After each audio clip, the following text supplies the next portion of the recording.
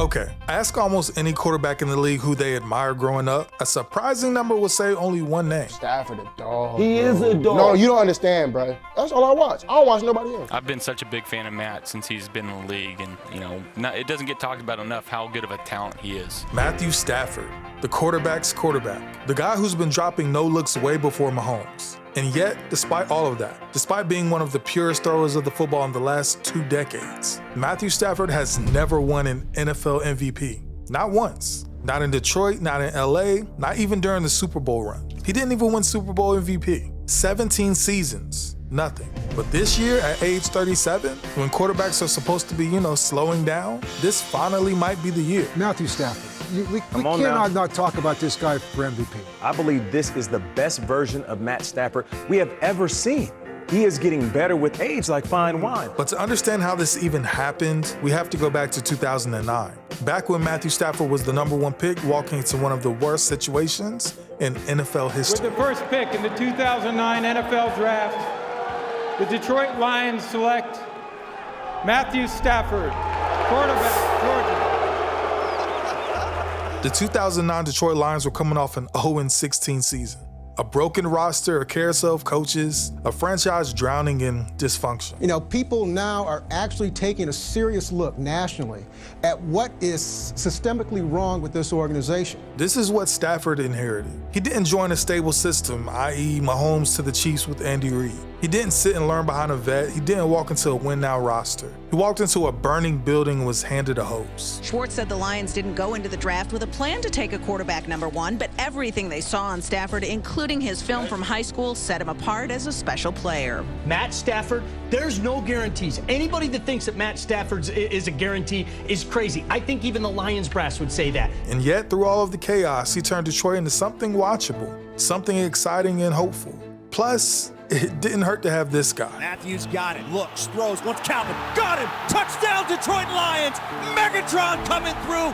If I'm creating a player in Madden, he's 6'5", running a 4.3, and his name is Calvin Johnson. For years, Stafford to Megatron was the only thing keeping the Lions relevant.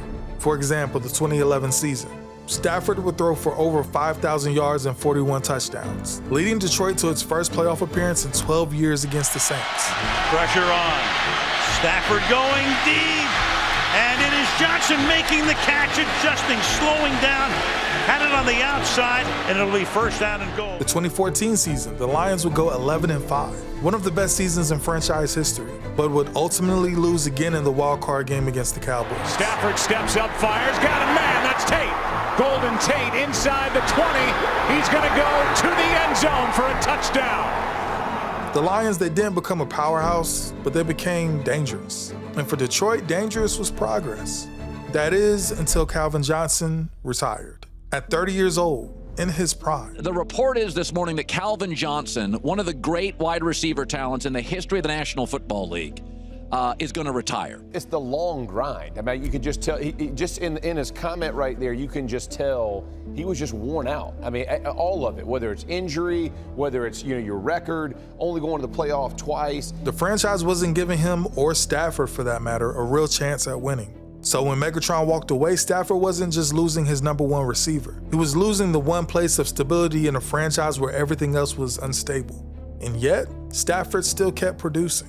After Megatron retired, Stafford led the Lions to more winning seasons, more fourth-quarter comebacks, and another playoff appearance in 2016. They would still lose in the wildcard game again, but he reinvented that offense, spread the ball, and made average receivers look like playmakers. But the national perception really didn't change. Detroit's failures became his failures. I mean, we can forget about the lack of a run game, the bottom-tier defenses, the rotating coordinators, the rebuilds that never ended, stuff like that. But to the national media, that narrative stayed the same. Great arm, fun talent, but you can't win big games with him. But nobody ever stopped to ask the real question. Was the problem really Stafford, or was the problem everything around him? Well, that question will be answered in 2021. This video is sponsored by Good Chop. So, I tried out Good Chop last week, and I ended up making this red onion jalapeno smash burger that honestly might be the best burger I've ever cooked. I used their ground beef that came vacuum sealed and frozen at peak freshness. So when I opened it, it looked like something straight out of a butcher shop. The marbling, the texture, perfect. You know how grocery store meat can be kind of super hit or miss? Good Chop completely removes the guesswork. They deliver high-quality American meat and seafood right to your door, all from local farms and fisheries here in the U.S. And you can customize your box with over 100 options. USDA choice and prime steaks, 100% grass-fed beef, organic chicken, wild-caught seafood, responsibly raised pork, basically your dream meat lineup. And they even have a 100% money-back guarantee. So if you don't love it, they'll make it right. But honestly, this burger convinced me on my first bite. So if you want to try it out, go to goodchop.com/YouTube and use code ASC50 to get 50% off plus free shipping on your first order. That's goodchop.com/YouTube and code ASC50. Trust me, once you cook with Good Chop, grocery store meat just doesn't hit the same. Shefty, what can you tell us about Matthew Stafford and his future? He's going to get traded, Greeny. He's not going to play again in Detroit, and the Lions are going to listen to offers and decide which place to send Matthew Stafford. This is how we do it. Breaking news here on CBS Sports HQ, and it is monster news. A blockbuster trade in the NFL. Detroit is dealing Matthew Stafford to the LA Rams in exchange for 2 future first-round picks, a third-round pick, and Jared Goff. When the Lions finally agreed to trade Matthew Stafford, it was more than just a blockbuster NFL deal. It was a confession.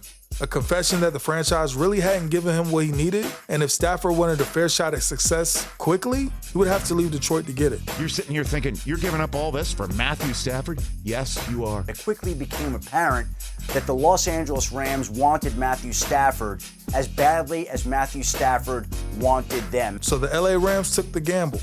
Sean McVay pushed all the chips in, and Stafford finally got a complete team. A roster with stars instead of placeholders. And the result?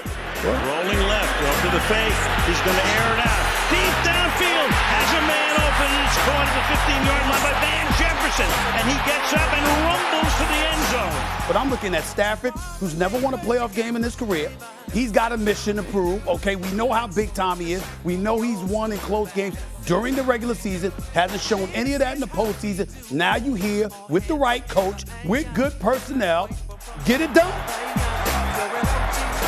14th play of the drive. Throw high. Higbee, touchdown. Because Matthew Stafford outplayed him yesterday. There's no way around it. In his first season with the Rams, literally year 1, Matthew Stafford, he didn't just win games. He didn't just win playoff games. He won the Super Bowl in the biggest game of his life on the biggest stage in the world. The Rams are staying home to play in Super Bowl 56. An epic showdown between the Rams and the Bengals in the heart of Los Angeles. The crowning achievement, it's either going to be the Bengals or the Rams hoisting that baby. I'm excited to see how this Rams super team actually handles a Super Bowl week. And I think the city is showing out. Yeah. Pass. Got it. Touchdown. But the Rams were built to win the Super Bowl, and they have sealed the deal.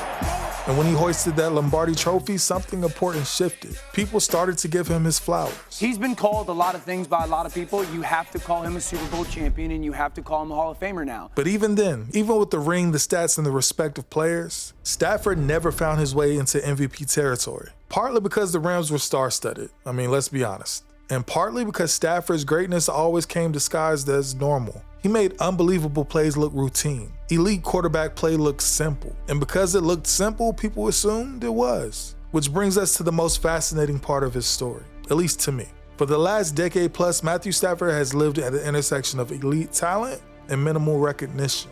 2011 comes to mind again. Only 4 quarterbacks in NFL history had ever thrown for 5,000 yards at that point. Stafford was one of them. At 23 years old, doing it on a team that had just gone 2-14 the previous year. Here is Stafford's pass, and Calvin Johnson reaches over. Touchdown! He engineered 8 game-winning drives. He played through pain, through chaos, and through a franchise still trying to figure out how to function. And he did it with numbers that today would have people screaming MVP. But in 2011, he wasn't even an MVP finalist. Not top 3, not top 4, not even in the conversation. Just for some context, 2011 is the year Aaron Rodgers had that historic season. Drew Brees, he shattered records, and Tom Brady was Tom Brady. But there was no space, no oxygen for Stafford's masterpiece that year. He put up numbers that would define another quarterback's entire legacy, and it barely made a ripple. This is the core of Stafford's career. Every time he had an MVP caliber season, someone else had a season for the ages. His greatness kept getting overshadowed by timing, circumstances, and louder narratives. And as crazy as it sounds, that 2011 season became just another footnote. Not because he wasn't good, but because he wasn't noticed. And now we land in this season, year 17, age 37. A point when most quarterbacks have either retired, become backups, or can't throw like they used to. But Matthew Stafford, he's playing some of the best football of his life. He's dragging a young offense forward. He's outplaying quarterbacks 10 years younger than he is. He's doing things only prime Stafford could do, but smarter, calmer, and more efficient. For the first time in his career, the MVP narrative finally fits him. A veteran defying age, a team exceeding expectations, a top-tier statistical season. There's no Rodgers-level historic season in the way, no Mahomes 50-touchdown year running parallel, no Brady nostalgia tour. This year, the lane is wide open. And Stafford, he's taking it. Matthew Stafford. We cannot not talk about this guy for MVP. I mean, say what you want to say, but he doesn't make mistakes. He doesn't turn the football over. He understands moments in the game where he needs to, what he needs to do. I'm telling you, let's not forget about this. When you talk about an MVP, I'm going to say you better not forget about Matthew Stafford. Look, he has never been the loudest quarterback. He's never been the flashiest or even the face of the league. But he's always been one thing: elite. He's the quarterback that quarterbacks admire. The gunslinger the film junkies study, the leader teammates swear by. The veteran who never stopped being great, only stopped being appreciated. So if Matthew Stafford wins MVP this season, remember this: he didn't suddenly just get better. He's just now starting to get the flowers he's always deserved. This is how we do it.